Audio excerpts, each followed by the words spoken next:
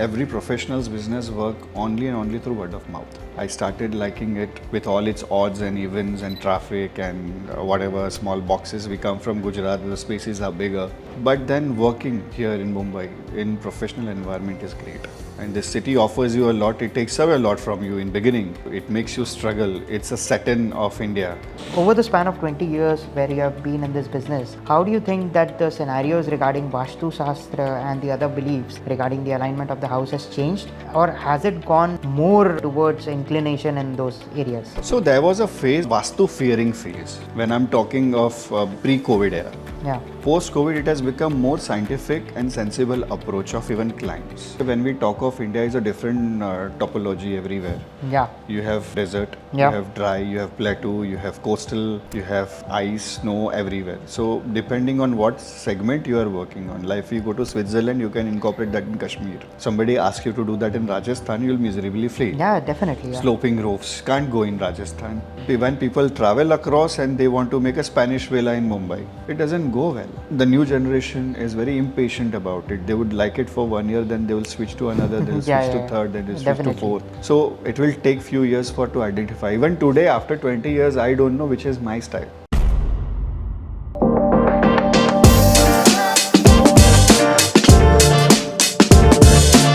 Hello everyone, welcome again to another episode of Life Unscripted, where we explore the lives and the challenges and the opportunities and the achievements of great minds behind different businesses. Today we have Tushar Mistry, the principal architect behind Tushar Mistry Design Studios, an architect and an interior who has over 18 years of experience in the field, a person who has done residential, commercial, boutiques, hotels, farmhouses and whatnot. Let's deep dive into his experiences and figure out what it takes, what kind of zeal, what kind of knowledge, what kind of patience it takes to make it behind the scenes and to make it big in the field of architecture. Welcome Tushar. Thank you so much for joining us today. Thank you for having me over here and share my experiences of the journey of 20 years and going. Thank you so much Tushar. 20 years is a huge time. So let me begin by asking you, why did you pursue a career in architecture? Because I think it is a very crowded and a flooded space, especially in the interior side. Nowadays you have like 1 year ka course just to be called like a semi-interior or something like that. And I think even back when you started, this was a very crowded space. So why architecture? So as a child, we changed many houses. My father was very fond of decorating the house in whatever way he could that point of time, and whatever professionally he could even engage people to do that. So that was quite fascinating, though his dream of making me was a dyeing master. Your starting salary would be 70,000 if you start off that point of time. Dyeing masters were very much in demand. But my fascination towards architecture was much more than rather architecture, interiors it was more inclined.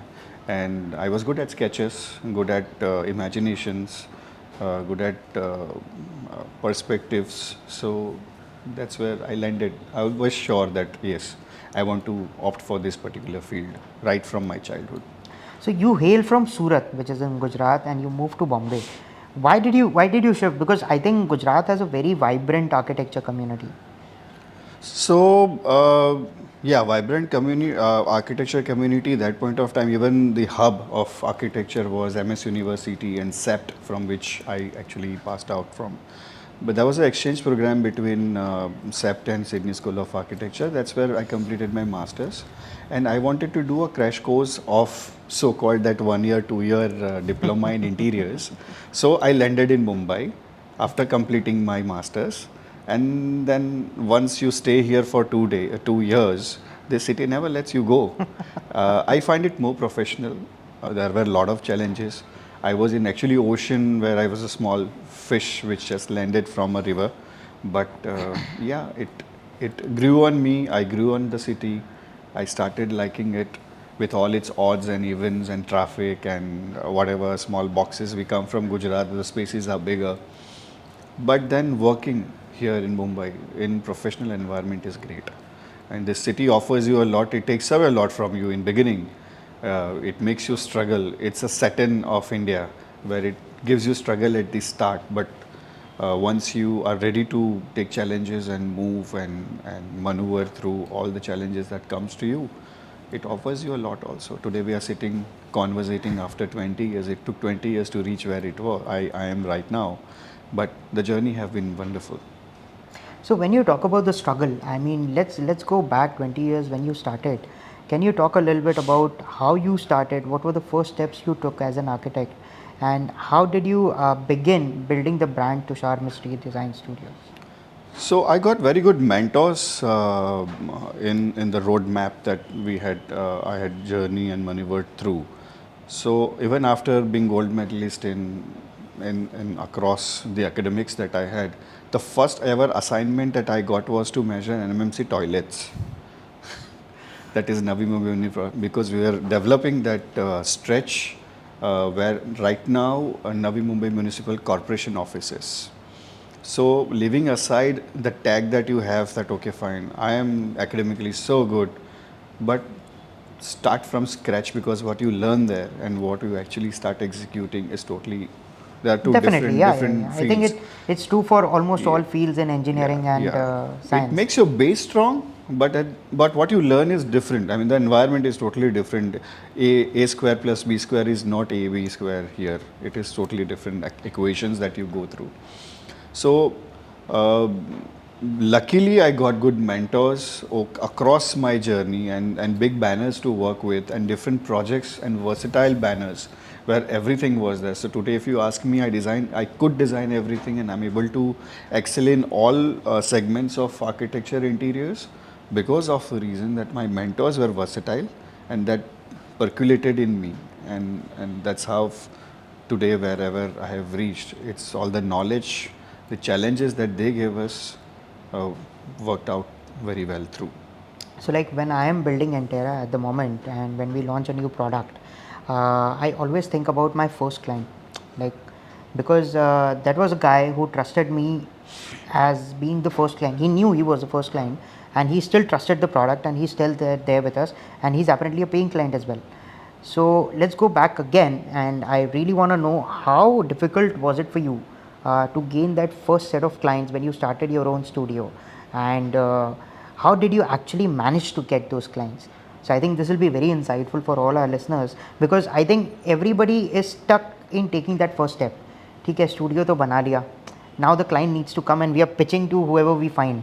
So how did you click that?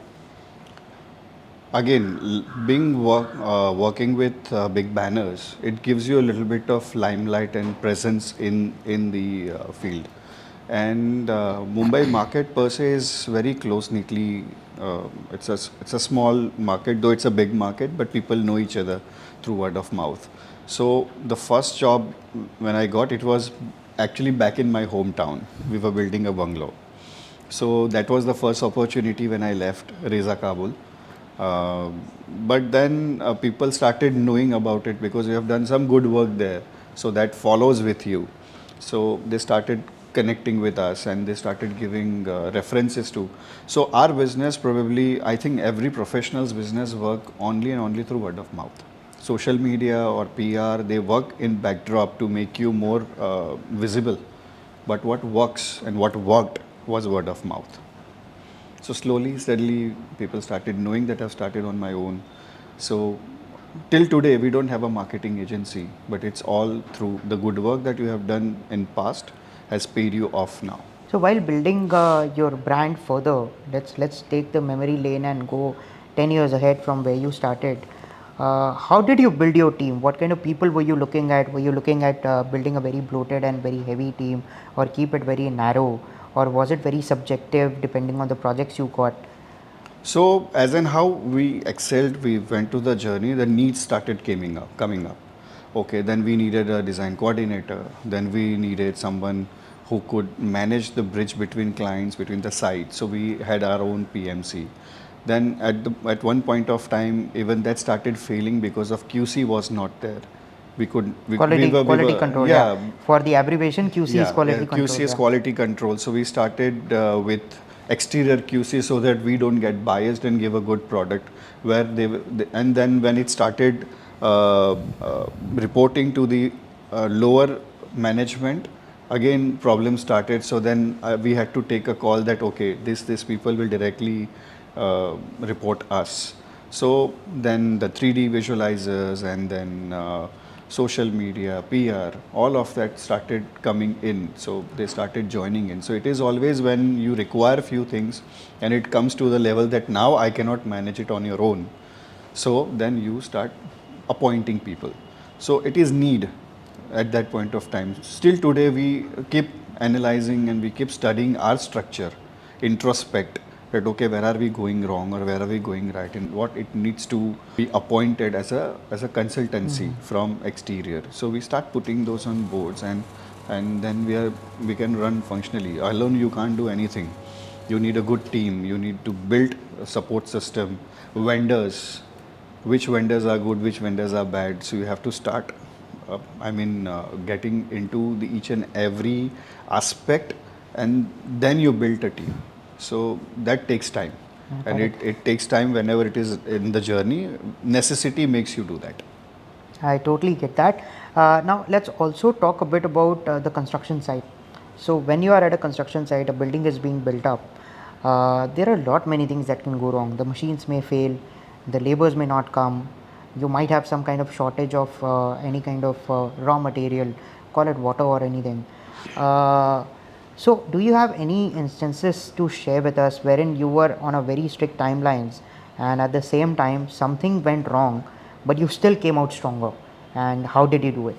Okay, so this actually fits very well in the experience graph that I have. In the bank, I can share you a project called Jastan Classic.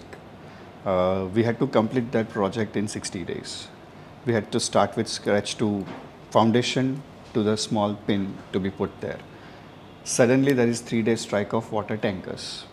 And this is in Mumbai. This is in Mumbai, and they were not letting any trucks coming in, no tempos coming in. The labor is there on site. Only drinking water was something that was available. So and because it was Ramadan time also, and majority of your fabrication labor come through that particular segment of belief system. So there was ample of water there. It was night around 12 o'clock. We had to cast the entire PCC, entire IPS on the first floor. There was only one staircase to go. What was available was drinking water. We made the whole IPS with mineral water that day. Including me was taking all those bottles up, pouring it, and we started doing it. So we need to find a way. The best thing of this field is it gives you challenges every day, and through experience you learn how to take care of it. At that point of time, there was no even a particular 1 hour to think of, because everybody was working behind it. The best of the people who were there, like Prestige Group is so big, DB Realty is so big. Everybody was trying, but there was no way water could come in. You can see spirit of this city. There is a Mathadi concept here. So these are the laborers who are appointed by government to lift your stuff upstairs. Any kind of laborious job, that is lifting job, is done by them. So at times certain skill set is required, so you don't appoint them. You pay them separately their wages and you get your work done. So these people had created ruckus a day before. Just it happens in every site. It is normal in Mumbai. Same night, these people were who helped us getting water from the slum area which was around there. So that's again, you learn this also, that people who are ex with you becomes totally 360-degree turn when the difficult time comes in city. So that was a wonderful experience, and we were holding the pipe of when the water came. So even the CEO, Tariq Ahmed, he still remembers and tells everyone, these were the people holding the pipe. I remember that. So, I think with all these experiences in your life, there were also some instances where things didn't go according to plan, and you had to take a step back and realize that okay, this didn't work out and we are going to move ahead. So, were there any such instances for you? Not that I recall many of them, not because of failure of the planning or strategy or something, Mostly in interiors or field, the project you want to back off is due to the not matching of wavelengths. Okay. So talking of wavelengths, now let's get into the people side of things.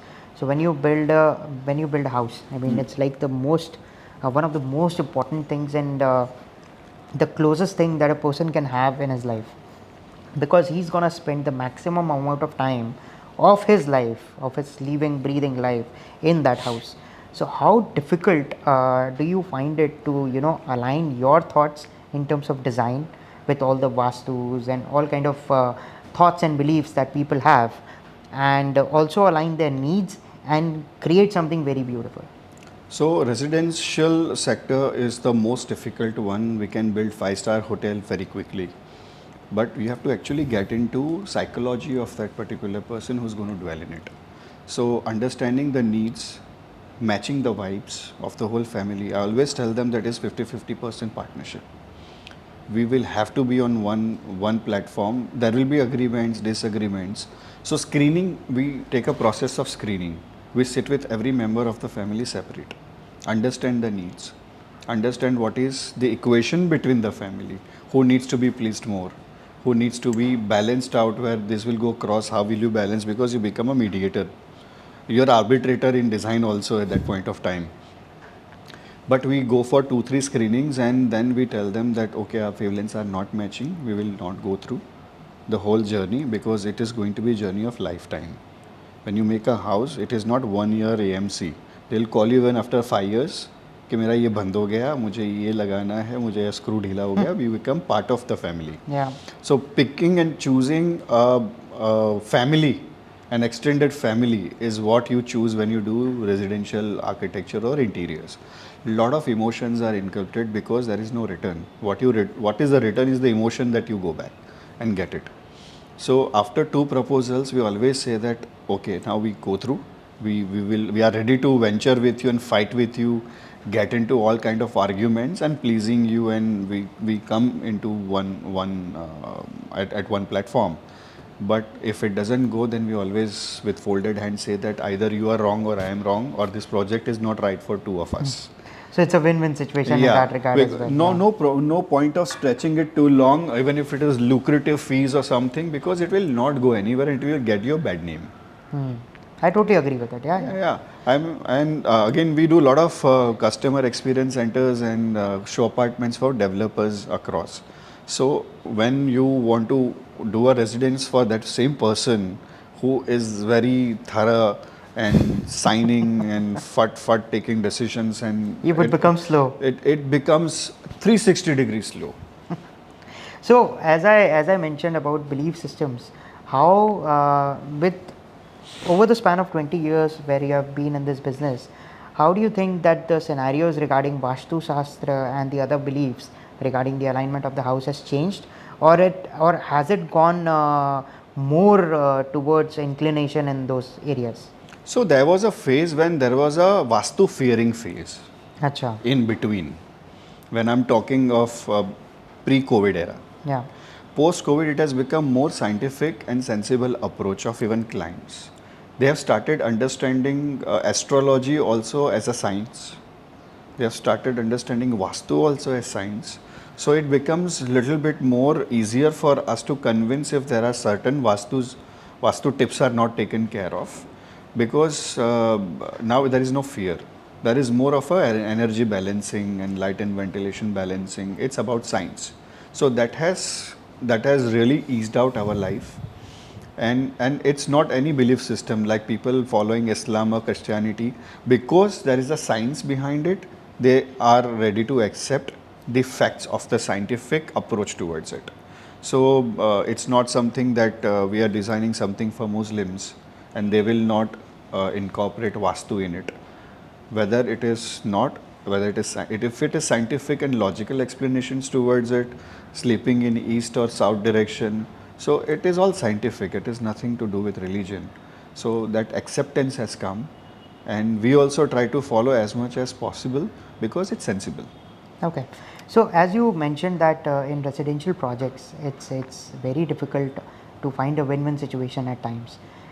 So I consider that, actually not consider, I would like to ask rather, that what is your favorite kinds of project? Is it like a commercial real estate? Is it an industry? Is it like a boutique or a hotel, or is it residential? Which one I is your love go-to? hospitality. If you ask me, doing a hospitality is fun because the shell life of it is less. Any hotel But don't has you to think a be. lot of people come into the hotel and then judge based on what you have built? That's okay. I mean, even if you achieve 60% of appreciation, you have won the battle. Even in the houses that we do, there will be two people, one person in the family who will be totally unhappy with you, Yeah. and I think it is perfect. So No now, problem. when we talk about hospitality and these kind of things, I think the whole world is moving towards more sustainable architecture. So, what kind of technologies do you think are up and coming and people should have in mind to be more sustainable in this sector? So sustainability, when we talk of, at times we all want to do it, but we can't do it to the fullest. Even the technology is there, because if you see sustainable stuff only is successful if it is the 25-kilometer radius of that particular area is all sustainable. Making one building sustainable is easier for that particular building, but it doesn't benefit to the environment around. So materials, as in how we can use more of a wood, more of a natural material, more of a porcelain based material, not going for more of vitrified. So we try to incorporate a lot of it, but at times you may not be able to do it.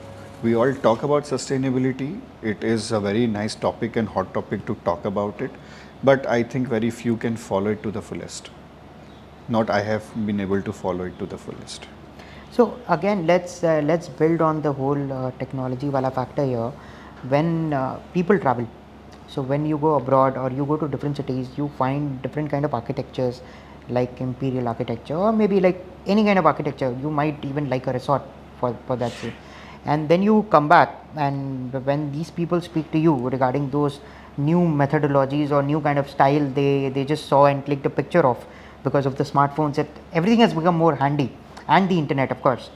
So what kind of international trend do you think fits well with India, and what kind of trends and technologies or styles do you feel that they do not fit well with the Indian atmosphere? First of all, the glass facades that we do doesn't really appeal me. In my design, architecture, whatever, I minimize that. ACPs, glass facades. We should be going more of a material which is environment and friendly. Now, India per se, when we talk of India, is a different topology everywhere. Yeah. You have a desert, you Yeah. have dry, you have plateau, you have coastal, you have ice, snow everywhere. So depending on what segment you are working on, like if you go to Switzerland, you can incorporate that in Kashmir. Somebody asks you to do that in Rajasthan, you'll miserably fail. Yeah, definitely. Yeah. Sloping roofs can't go in Rajasthan. So when people travel across and they want to make a Spanish villa in Mumbai, it doesn't go well. Spain has 3 seasons. Now, which part of Spain we are talking of? We are talking of Madrid, where there is snowfall, or we are talking of Barcelona, where there is no snowfall. So people do click, they get stuff, but then we have to educate them. Education in that level is also necessary. Yeah. This will fit well here. Climate plays a major role. Your topology is and geography that you are located. So, okay, we can do this. In the interiors, we can incorporate that, but exterior needs to be done as per the place where it is being built. So when as we have spoken about this huge experiences and everything that you have done and understood so far, if you would have to say that the couple of best practices or couple of the things that worked for you in scaling your business as an architect and an interior, what would those be? Can you be a little bit more So precise? let's say that I am a new architect and I have been in the business for, let's say, 5 to 6 years or something, and now I find that this is the right time for me to scale my brand. What helped you with all these knowledge and experiences that you have gained to scale your brand to what it is today? So good body of work. First of all, people jump into getting social media attention and marketing, but you have to have a body of work. So we highlighted our work rather than not getting the job, but demonstration of what work we did in past. So it took us 10 years to build that body of work. And then we bang into today we are 300 plus projects. So basically, it's first deliver the value that you want to Yes, deliver, exactly. and then talk about Play it. underdog for a few years. Yeah, so it's no point talking first and not delivering anything. So when you will showcase one good project, it will be there. You are showing this kitchen I have done, whole walkthrough and a lot of media attention. But then you have not even identified what you are good at. It takes few years to know that what you are interested in. Either you are interested in residences, are you interested in hotels, are you interested in making restaurants, or just community centers or houses or clinics. So explore yourself for at least 3 years. I'm not saying you 10 years because we come from that age where Yeah, 3 years COVID have taken off yours. So explore yourself first what you are good at. It is not necessary that you have to be versatile like what I am. There are young designers whom I know, they have found their niche. They do that typical particular kind of design which they are happy with. One should be very happy. It's a creative field. You should be very happy in what you are doing, what you are good at, and nobody can beat in you for that. If I'm good at residences, nobody can beat me in that because I love doing it. I'll do it with complete passion. But the new generation is very impatient about it. They would like it for 1 year, then they will switch to another, they will Yeah, switch to yeah, third, then they will switch to definitely. fourth. So it will take few years for to identify. Even today, after 20 years, I don't know which is my style. What I am more inclined to.